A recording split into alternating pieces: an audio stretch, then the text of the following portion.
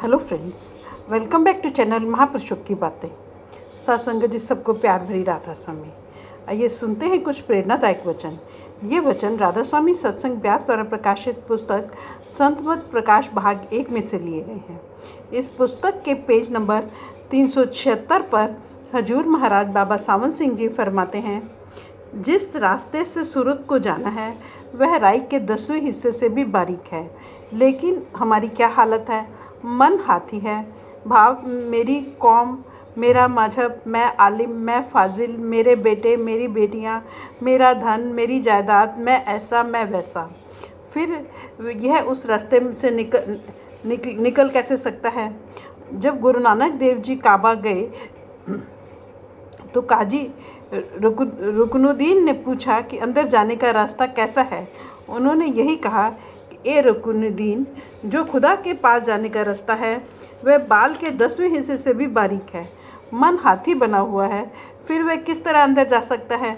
जब तक वह अभ्यास करके मन को बारीक नहीं करता तब तक इस रास्ते से निकल नहीं सकता।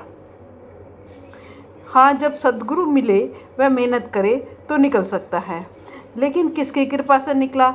गुरु की कृपा से। इस देश में हमारी आत्मा के ऊपर स्थूल शरीर है, उसके अंदर सूक्ष्म और कारण शरीर है। तुरीय पद में सूक्ष्म गिलाफ हैं। स्थूल शरीर तो उतर गया, लेकिन ब्रह्म में इसके अंदर कारण शरीर और कारण गिलाफ हैं। आत्मा नीचे 3 गिलाफों से ढकी हुई है। अब रूह ब्रह्म यानी कारण देश में आ गई। हमारे 3 प्रकार के कर्म हैं, क्रियमान, प्रारब्ध और संचित। क्रियमान कर्मों का खजाना हमारे हृदय पर है। मिसाल के तौर पर हम किसी को मारते पीटते हैं, इसका संबंध हृदय से है। प्रारब्ध वे कर्म हैं जो हम लेकर आए हैं, वे हमें भोगने पड़ते हैं। बाकी रहे संचित, इनका खजाना ब्रह्म में है। जब से दुनिया बनी है हम यहाँ आए हुए हैं। हम कर्म करते ज़्यादा हैं लेकिन भुगते कम हैं। उस दिन से लेकर आज तक हमारा कर्मों का स्टॉक जमा है। यह स्टॉक अवतारों का भी होता है। अगर खत्म हो जाए तो आए ही क्यों। लेकिन सूरत को वहाँ ब्रह्मा या त्रिकुटी में काफ़ी समय रहकर अभ्यास करना पड़ता है। अभ्यास करने से संचित कर्मों का खजाना जल जाता है। जिस तरह पनवाड़ी रात में पान के पत्तों को कपड़े में लपेट कर रख देता है और सुबह जो गले सड़े पीले रंग के पत्ते होते हैं उनको कैंची से काट कर साफ कर देता है, ऐसा मालूम होता है कि अभी ही पौधे से तोड़े गए हैं। इसी तरह ब्रह्म में आत्मा की हालत होती है। ब्रह्म की धुन आत्मा की तमाम मैल को धोकर उसको निर्मल कर देती है। इस दुनिया में गुरु का देह स्वरूप है। जब ऊपर सहस्त्रदल कमल में जाएंगे तो गुरु का सूक्ष्म रूप है। इसके ऊपर शब्द स्वरूप है। यह जन्म मरण में नहीं आता बल्कि हमेशा रहता है। जो यह देश है, जो उसकी कैफियत है, जो उसकी खुशी है, जो उसकी धुन में कशिश है, उसका ज़बान बयान नहीं कर सकती। उसका नज़ारा दुनिया में है ही नहीं। कहते हैं जो नर सृष्टि यानी मनुष्य जाति है वह तो इस दुनिया में बैठी है। जो देवी देवते हैं वे सूक्ष्म देश में बैठे हैं। इन दोनों को उस देश की खबर नहीं और न ऋषियों मुनियों को खबर है। वे भी नीचे बैठे हैं। वे अचरज देश है। वहाँ की यानी ब्रह्म देश की खुशी और शांति बयान नहीं की जा सकती। वहाँ ना कोई विषय है, ना जबान। वहाँ अचरज जबान है जो कहीं नहीं जा सकती। जब अभ्यास करके हमारा संचित कर्मों का खजाना जल गया जो कि ब्रह्म में पड़ा हुआ था, तब सद्गुरु हमें पार ब्रह्म में ले गया। वहाँ पहुंचकर आत्मा के ऊपर से सब गिलाफ उतर गए। आत्मा नंगी हो गई। अब उसका नूर 12 सूर्य का है। या हम एक सूरज की तरफ मुंह नहीं कर सकते।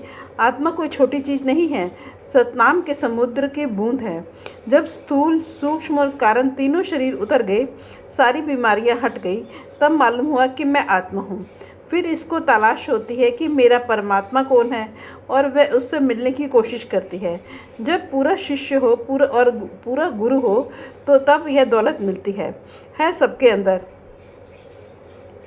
अगर शब्द सुनता तो सारी बीमारियां दूर हो जाती। आया ख्याल। महात्मा तो केवल इशारा देते हैं, जाना ना जाना इसका काम है। अब सवाल पैदा हुआ कि यह जो सुन यानी पार ब्रह्म की धुन है वह कैसी है। कहते हैं वह नीचे के तमाम मंडलों को ताकत दे रही है। उसका नमूना दुनिया में है ही नहीं। समझाने के लिए संतों ने किंगरी से उपमा की है। जिक्र है योगी किंगरी बजा रहे थे। गुरु अमरदास जी ने कहा, ए योगियों, जो किंगरी तुम बजा रहे हो कौड़ी काम की नहीं है, बल्कि जितने बाहर के बाजे हैं सारे बेकार हैं। तुम्हारे अंदर पारब्रह्म में किंगरी बज रही है, उसको सुनो। गुरु अर्जुन देव जी कहते हैं, किंकुरी अनूप बाजे जोगिया मतवारो रे। हे योगियों, क्यों भूले हुए हो, उस अनुपम किंगरी को सुनो। अब रूह पारब्रह्म की चोटी यानी महाशून्य के देश में आ गई। महाशून्य में अंधेरा है, बावजूद इसके कि आत्मा का अपना प्रकाश 12 सूरज का है, लेकिन उस तिमिर खंड में वह प्रकाश कोई काम नहीं देता। कई महात्मा बगैर गुरु के वहाँ तक पहुँचे, अब आगे कौन जाए। बगैर गुरु के कोई उस राह पर एक कदम भी नहीं चल सकता। जो रूहें वहाँ आबाद हैं उनको कोई तकलीफ़ नहीं। जिस तरह हम रात को लालटेन लेकर अपना काम करते हैं, इसी तरह वे रूहें अपने प्रकाश से अपना काम करती हैं। जब कोई रूह पूरे गुरु के साथ सचखंड जाती है तो वह कहती है, काश उसे भी पूरा गुरु मिल जाता, वह भी सतलोक पहुँच जाती। इसलिए ज़रूरी है कि इंसान पूरा गुरु खोजे। ग्रंथ साहिब में जगह जगह गुरु नानक देव जी और अन्य महात्माओं ने पूरे गुरु के निशान अर्थात लक्षण दिए हैं। सो महाशून्य में गुरु की अनोखी दया और मेहर होती है। जिस अंधेरे को आत्मा 12 सूर्य का प्रकाश पार नहीं कर सकता, उस राह से गुरु अपनी रोशनी से पार कराता है। यह गुरु की बड़ाई है, गुरु की महिमा है। इसीलिए ग्रंथ साहिब में और अन्य ग्रंथों में जगह जगह गुरु की महिमा की है। अब रूह महाशून्य का अंधेरा पार करके सोहम के देश में आ गई, जिसको भंवर गुफा भी कहते हैं। सोहम का अर्थ है जो तू है सो मैं हूँ। जो मुसलमान फ़कीर हैं जिनको पूर्ण गुरु मिला है,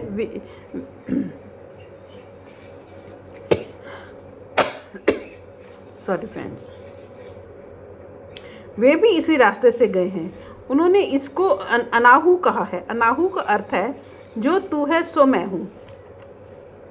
जिस तरह बूंद समुद्र को देखकर कहती है, मैं समुद्र की जात हूँ, समुद्र भी पानी है और मैं भी पानी हूँ, इसी तरह रूह परमात्मा को देखकर कहती है कि मैं परमात्मा की अंश हूँ। फिर उसमें समाने की कोशिश करती है।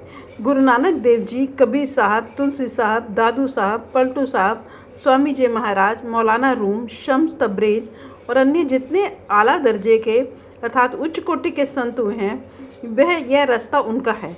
नहीं तो बहुत से भेषधारी तथा अन्य मतों वाले वहाँ तक ओम सोहम ही कहते हैं। मैंने खुद किया है। अब रूह सदगुरु की गोद में यानी सतनाम की गोद में आ गई।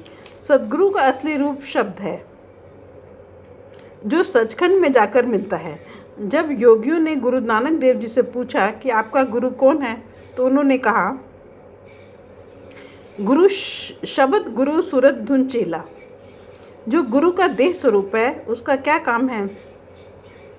रूह को नाम देकर सतनाम की गोद में पहुंचा देना।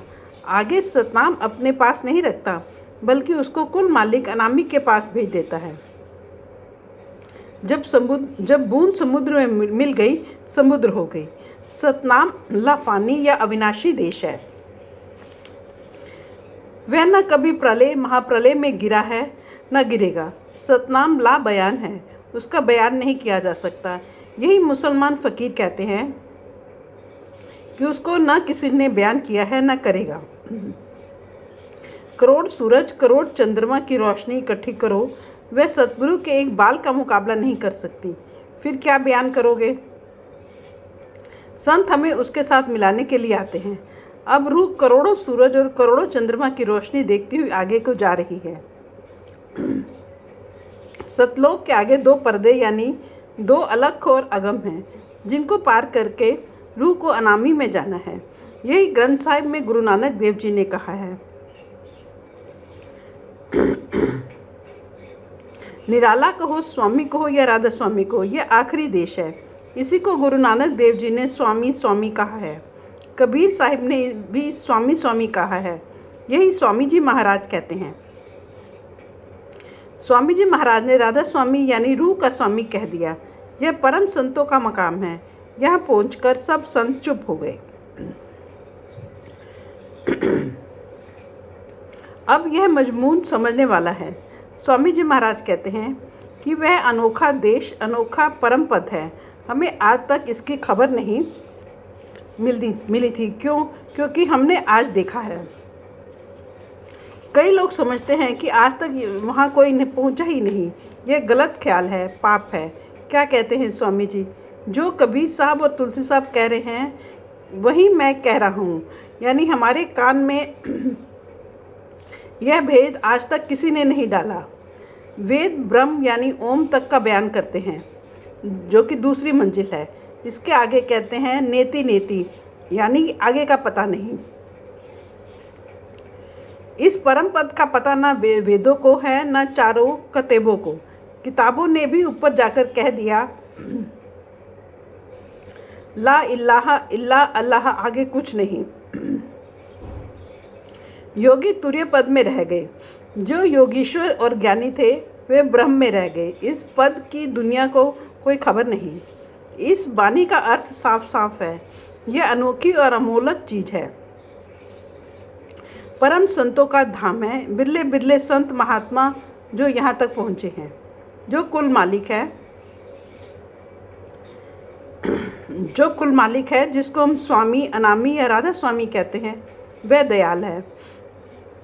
उसने मुझे भी गरीब समझकर बख्श लिया, यानी गले से लगा लिया। मेरी रूह को सुहागन बना दिया।